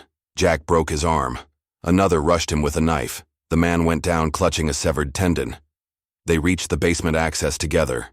Jack, Maria, Emily, Rachel, and the other girls. Behind them, the auction hall had devolved into a war zone. Buyers fled while guards tried to maintain some semblance of order. "Move," Jack commanded, ushering the girls through the door. "Emily, lead them to your exit. Maria and I will hold them here." Emily hesitated for just a moment, meeting her father's eyes. In that look past volumes, love, pride, determination. "Go," Jack said softly. "I'll be right behind you." Emily nodded, then turned to the other girls. "This way. Stay low. Stay quiet. And whatever you hear, don't stop moving." As the girls disappeared into the basement's darkness, Jack and Maria took up defensive positions. The first wave of guards came, charging down the hallway, only to meet the combined fury of a Delta Force operator and a woman with nothing left to lose. "You know he'll come himself," Maria said between breaths as they dispatched another group of attackers. Counting on it, Jack checked his borrowed weapons ammunition. "You get the girls out. I'll deal with Alejandro." "Jack, he dies tonight." "Maria, for Emily, for Anna, for everyone he's hurt." She studied him for a moment, then nodded. "Just make sure you survive to tell me about it." More guards were coming. They could hear Alejandro shouting orders, coordinating a response to their escape attempt. But in the chaos of darkness and explosions, with Nick's team attacking from outside and Sarah's helicopters circling overhead, the mighty drug lord's control was slipping. "Go," Jack told Maria. "Get them to safety." She clasped his shoulder once, then disappeared into the basement after the girls. Jack turned back to the hallway, weapon ready, waiting. He didn't have to wait long. Alejandro appeared through them. Smoke, his expensive suit stained with blood, his eyes blazing with fury and madness. "I should have killed you in Tamaulipas," Alejandro snarled. Jack stepped away from the door, drawing him away from the girls' escape route. "You should have stayed dead." They circled each other in the emergency lighting, two predators finally facing off. Everything had led to this moment, all the pain, all the loss, all the years of buried secrets. "Shall we finish this?" Alejandro drew a knife. The same, one he'd used to torture Jack earlier. Jack's smile was terrible to behold. "Let's." Behind him he could hear the sounds of Emily leading the girls to freedom. Above, Nick's team was breaching the compound's defenses. But here, in this blood-stained hallway, there was only this. Two men, each driven by revenge, finally settling their accounts in the language of violence they both understood so well. The emergency lights cast crimson shadows across the hallway, as Jack and Alejandro circled each other, The distant sound of gunfire and explosions provided a deadly symphony to their dance of death. Both men were wounded, bleeding, pushed to their limits, but neither showed any sign of backing down. "You've lost, Alejandro," Jack said, keeping his voice steady despite his injuries. "Your operation is blown. Your buyers are running. It's over." Alejandro's laugh was edged with madness. "Over. This was never about the business, Jack. This was always about you and me, about justice." He lunged forward, blade slashing through the air where Jack's throat had been a second before. Jack countered with a precise strike to Alejandro's knee, years of close-quarters combat training flowing through muscle memory. "Justice?" Jack blocked another attack, ribs screaming in protest. "You traffic children, destroy lives. You're not after justice. You're just a sadist hiding behind excuses. I became what they made me." Alejandro's next attack drew blood, opening a fresh cut on Jack's arm. "When they took my family, when they burned my world to ash, they created this monster. And now—" His eyes blazed with fevered intensity. "Now you get to watch as I take everything from you, just like you took everything from me." A burst of gunfire from above made them both dive for cover. Through his earpiece, recovered during the chaos, Jack heard Nick's voice. "South wall breached. Moving to secure the basement exit." Jack allowed himself a small smile. Emily would make it out. Everything else was just details. Alejandro saw the expression and snarled. "You think your daughter's safe? My men have orders. If I don't call them in the next 10 minutes, they gun down every escaped girl they find. How many innocent lives are you willing to sacrifice for your revenge, Jack? You're lying." But Jack felt a flicker of doubt. Alejandro was many things, but he'd always been methodical in his planning. "Am I?" "Look." Alejandro pulled out his phone, showing a video feed of armed men taking positions around the compound's perimeter. "One call stops them. One call saves all those precious young lives, including your Emily." Jack's mind raced through options. In the distance, he could hear Maria leading the girls through the basement. Emily's voice occasionally rose above the others, guiding them toward freedom. His daughter was so close to safety. They all were. He couldn't risk their lives. Not even for revenge. Jack lowered his weapon slightly. "Make the call." Alejandro's smile was triumphant as he raised the phone. "Finally, you understand. Sometimes, to save what matters most, we must—" The phone exploded in his hand as a single shot rang out. Both men spun to see Carlos standing in a doorway, his service weapon still smoking. "For my sister," Carlos said quietly. "For all the girls you destroyed." Alejandro's howl of rage echoed through the hallway as he charged at Carlos, blade extended. Jack moved without thinking, years of protecting others taking over. He tackled Alejandro from behind, sending them both crashing through a wooden door, into what had once been a study. They rolled apart, both coming up in fighting stances. Blood dripped from Alejandro's shattered hand, where the bullet had destroyed his phone. "You had a choice," Jack said, circling again. "After Tamaulipas. You could have walked away, started over like I did." "There is no starting over." Alejandro hurled a chair at Jack, following it with a flurry of attacks. "You think you can wash away the past? Pretend the blood on your hands doesn't stain everything you touch?" Their fight carried them through the study, neither man giving ground. Jack used the furniture as weapons, turning Alejandro's own momentum against him. But the cartel leader's fury seemed to give him inhuman strength, driving him forward despite his injuries. Above them, the sounds of battle were changing. Nick's team was clearly gaining the upper hand, their disciplined tactics overwhelming Alejandro's security forces. Through his earpiece, Jack heard Maria's voice. "Girls are clear. Moving to extraction point Alpha." The news gave Jack renewed strength. Emily was safe. Now he could end this. But Alejandro had heard the transmission, too. With a roar of pure hatred, he launched himself at Jack in a suicide charge. They crashed through a window together, landing hard on a stone balcony overlooking the compound's courtyard. Jack's ribs screamed in protest as he rolled to his feet. Below, he could see Emily and the other girls being led to waiting vehicles by Nick's team. Maria provided covering fire as Sarah's helicopters kept the remaining cartel forces pinned down. Look at them, Jack said, gesturing to the escaping girls. Look at what your revenge has done. All those lives you destroyed. For what? Your wife, your son. Would they be proud of what you've become? Don't you dare speak of them. Alejandro charged again, but his attacks were becoming wild, uncontrolled.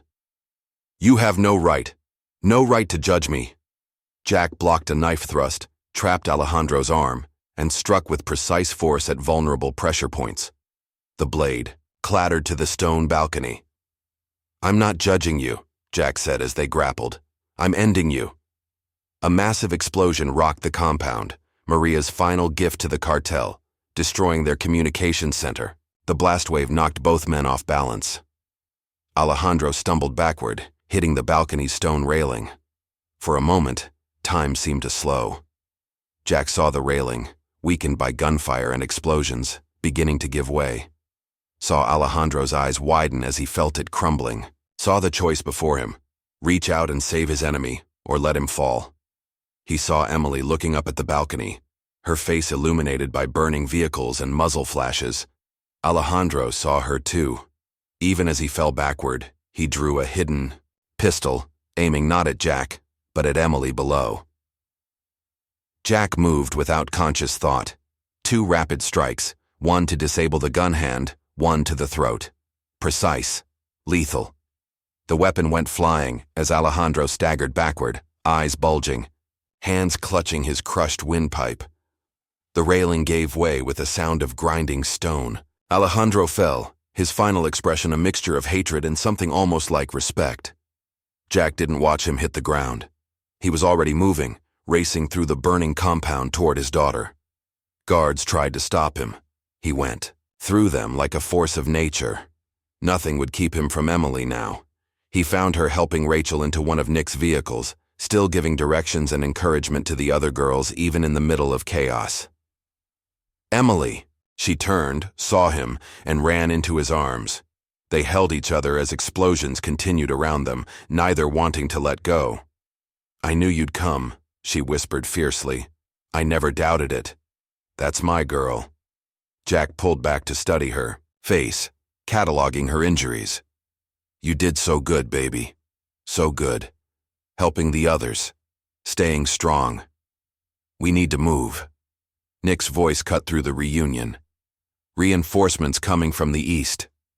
Jack nodded, keeping one arm around Emily as they ran for the vehicles. Maria was already behind the wheel of a heavily armored SUV, engine running. Your friend Sarah came through, she called as they piled in. Local police and federal agents are moving in. They'll handle cleanup. And the girls? Jack looked back at Rachel and the others, huddled together but alive, free.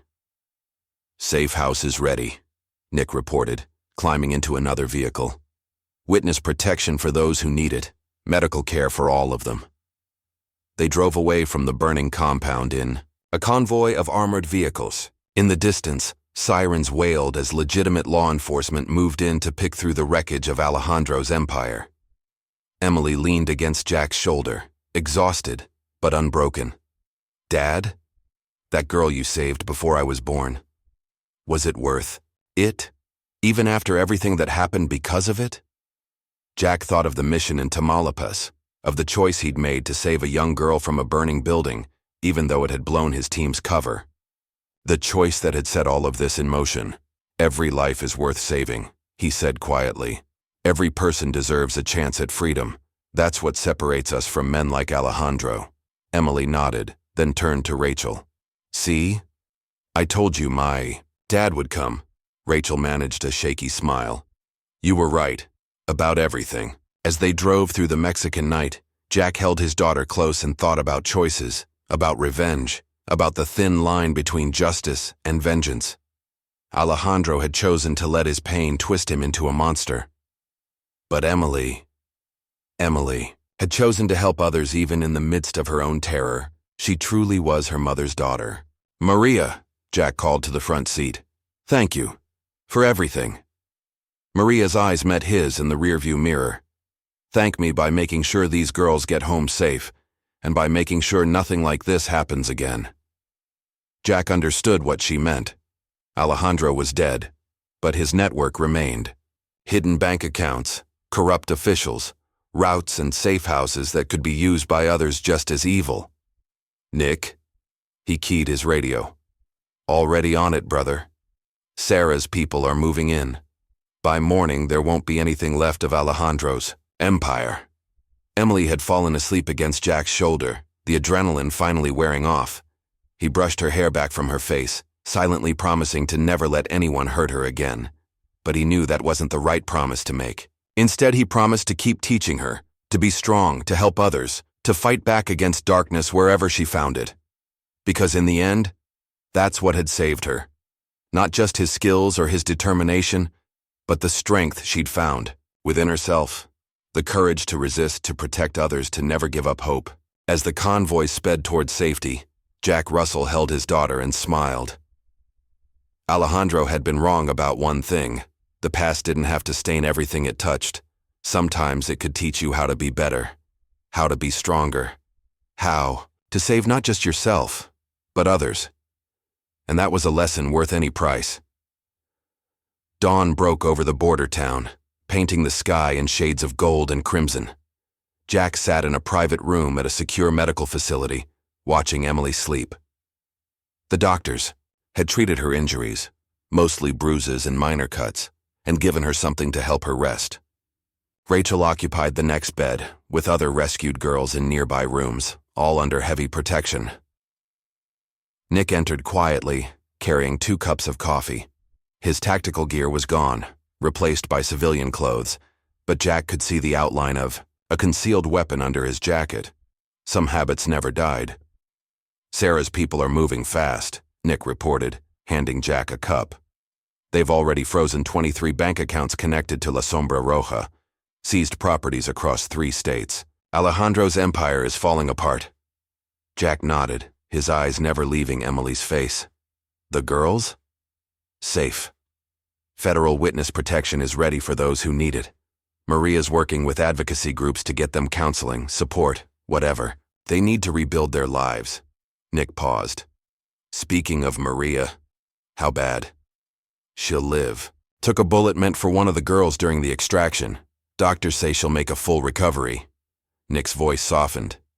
"She's been asking about Emily. I think your daughter reminded her of Anna." Jack thought of Maria's scars, both physical and emotional. "Make sure she gets whatever help she needs. She's earned that much." "Already done."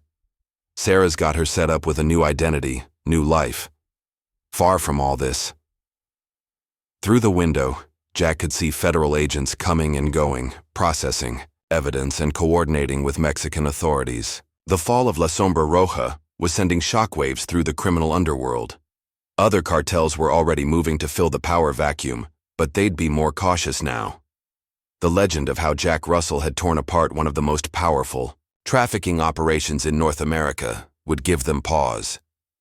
Emily stirred in her sleep, mumbling something. Jack leaned closer, taking her hand. Her eyes fluttered open, focusing slowly on his face. "Hey, kiddo," he said softly. "How are you feeling?" "Like I got hit by a truck."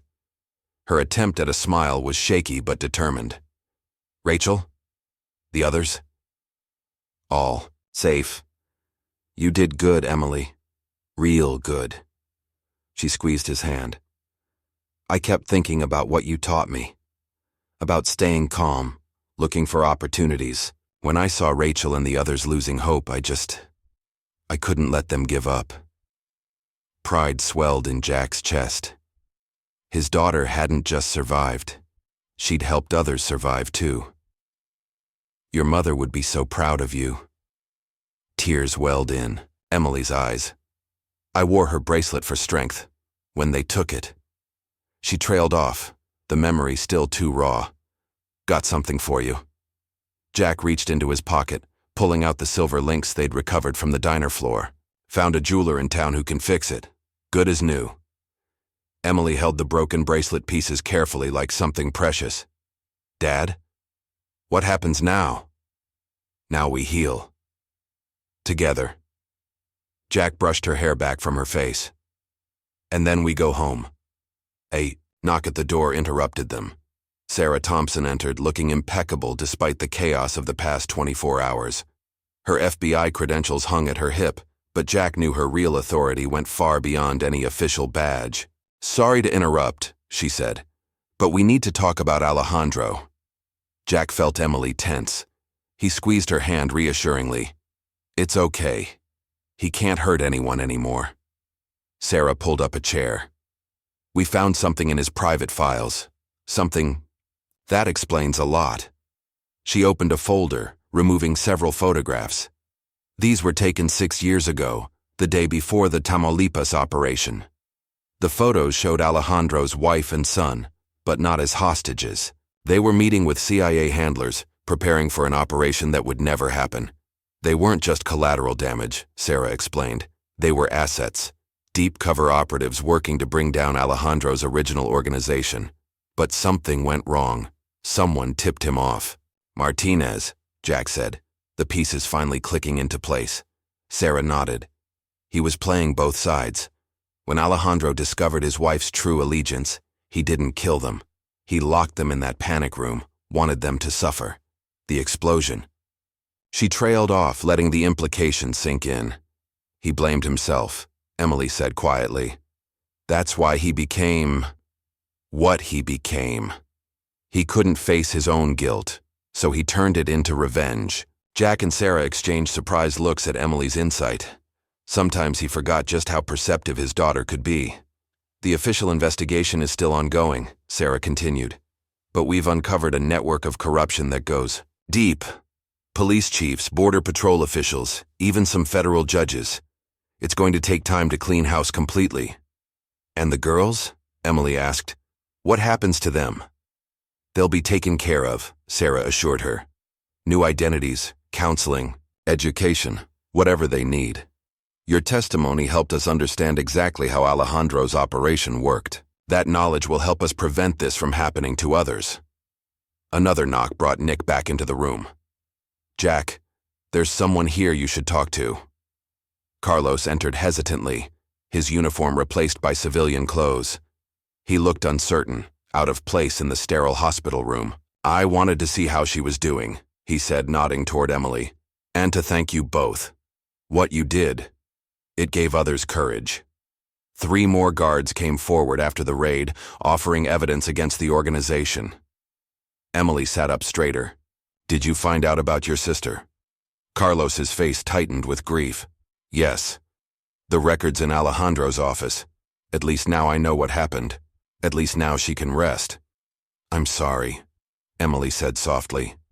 "Don't be. What happened last night, it means other sisters, other daughters will be saved." He reached into his pocket, removing a small notebook. "I kept records, names, dates, locations of other operations. It's all yours now." He handed the notebook to Sarah. Jack watched the exchange with a sense of profound understanding. This was how healing began, not with revenge, but with justice, with truth, with people finding the courage to stand up and say, "No more."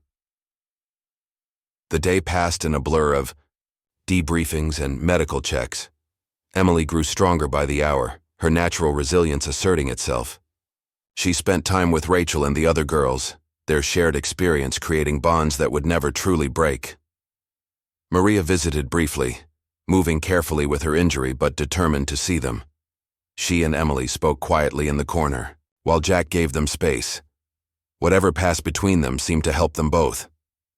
As evening approached, Sarah returned with news.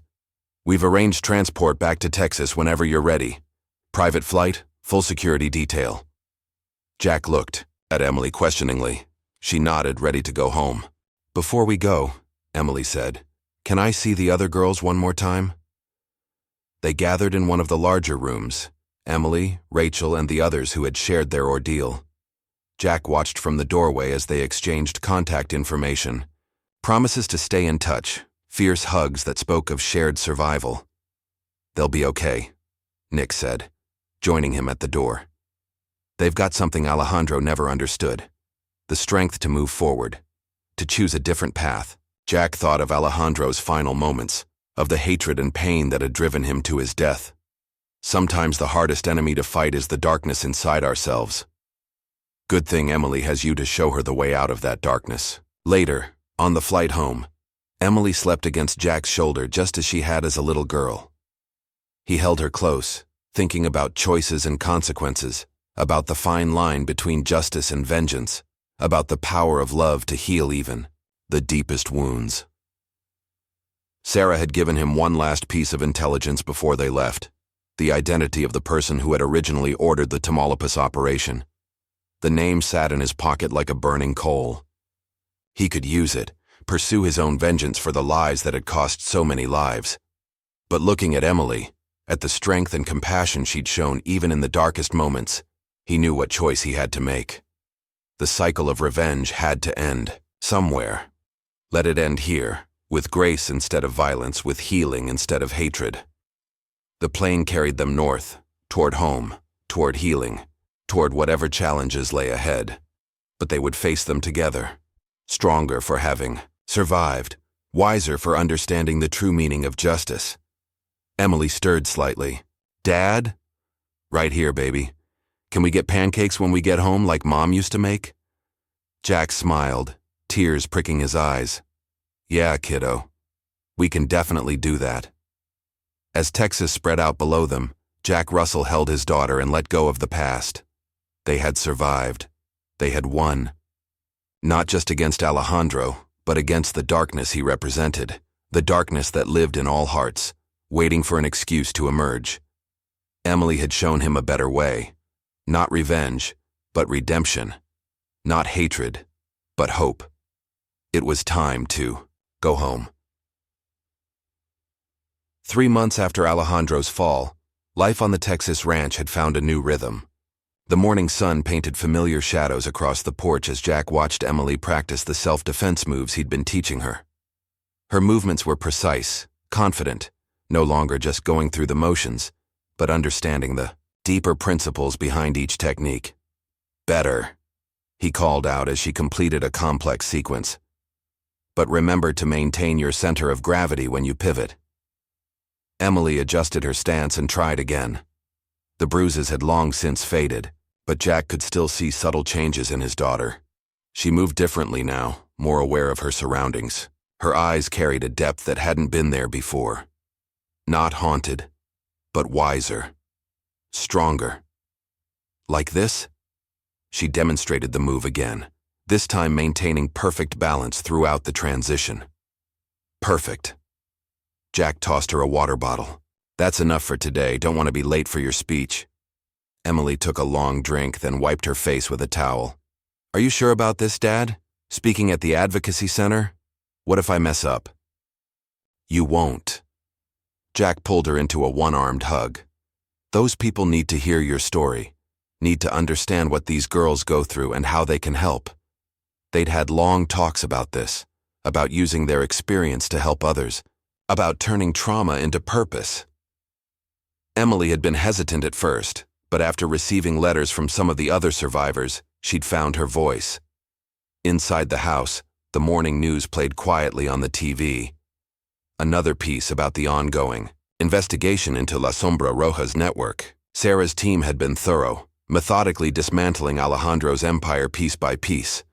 Corrupt officials were being arrested almost weekly. Other cartels had tried to move into the power vacuum, but found themselves facing unprecedented scrutiny. Emily disappeared upstairs to shower and change while Jack checked his phone. A message from Nick, another trafficking ring busted in Arizona, using intelligence they'd gathered from Alejandro's files. A photo from Maria, showing her working with a new support group for survivors.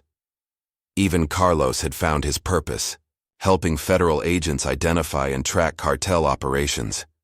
The doorbell rang as Emily was coming back downstairs, dressed in a simple blue blazer and skirt. Rachel stood on the porch, her own transformation evident in her confident posture and clear eyes.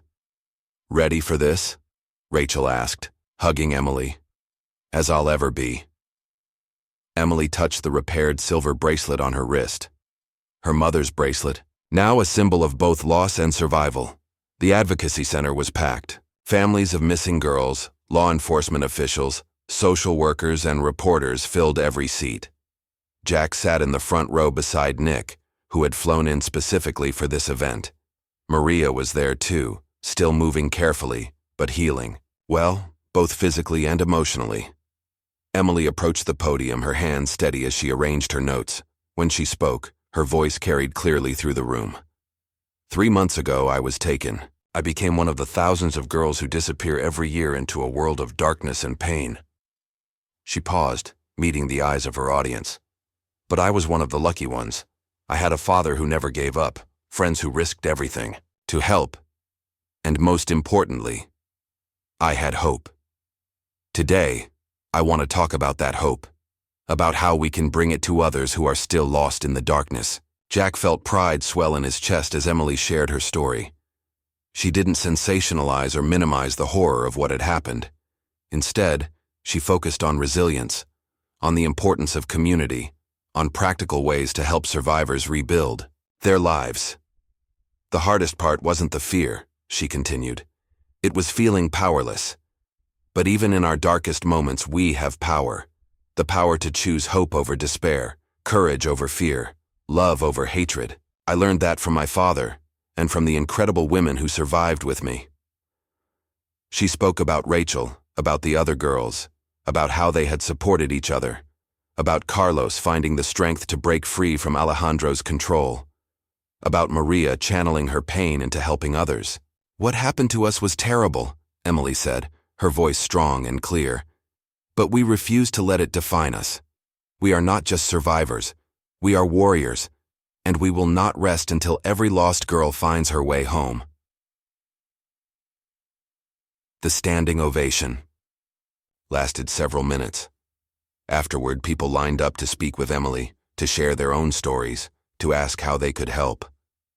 Jack watched proudly as his daughter handled each interaction with grace and empathy. She's something else, Nick said, joining him at the back of the room. Sarah wants her to speak at a national conference next month. Says her story could help change policies, save lives. Jack nodded. As long as it's what she wants. No pressure. Dad? Emily appeared beside them, Rachel in tow. Some of the families want to start a support network. They need someone with experience to help coordinate. I thought maybe we could help, Jack finished. I think we can manage that. Later that evening, they sat on the porch watching the sunset. Emily had invited Rachel and several other survivors over for dinner, a tradition they'd started, creating a family of choice from the bonds of shared experience. The sound of laughter drifted through the open windows as Rachel told a story about her first day back at school. Emily leaned against the porch railing, her face peaceful in the fading light. "You okay?" Jack asked softly. "Yeah." She smiled, touching her mother's bracelet. "I had another nightmare last night, but this time when I woke up I wasn't scared. I just felt ready to face whatever comes next." Jack understood. The nightmares might never completely fade, but they would lose their power. What remained would be the strength gained from surviving them. "Your mother would be so proud of you," he said. "Not just for surviving, but for how you're helping others survive too." Emily's eyes glistened with tears, but her smile remained steady. "I've been thinking about what you said about choices, about how we can't control what happens to us, but we can control how we respond." "And how do you choose to respond?" She straightened, her posture reflecting the warrior spirit she'd spoken about earlier. "By making sure no other girl feels alone, like I did, by teaching them what you taught me, about courage, about hope, about never giving up." Inside, Rachel called them back to the table. Emily squeezed her father's hand once before heading in to join her chosen family. Jack lingered on the porch for a moment, watching the Texas sky paint itself in shades of purple and gold. In his pocket, he still carried the name Sarah had given him, the person ultimately responsible for the Tamaulipas operation. He hadn't looked at it since that day on the plane. Didn't need to. Some choices defined you. Jack had chosen justice over revenge, healing over hatred. More importantly, he'd taught Emily to do the same, and now she was teaching others. The cycle of violence that had consumed Alejandro ended here, replaced by a different cycle, one of healing, of hope, of transformation.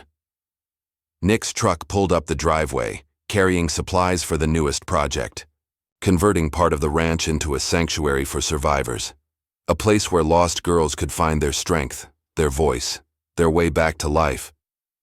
Emily appeared in the doorway. "Dad, Rachel's mom brought that apple pie you like." "Be right there."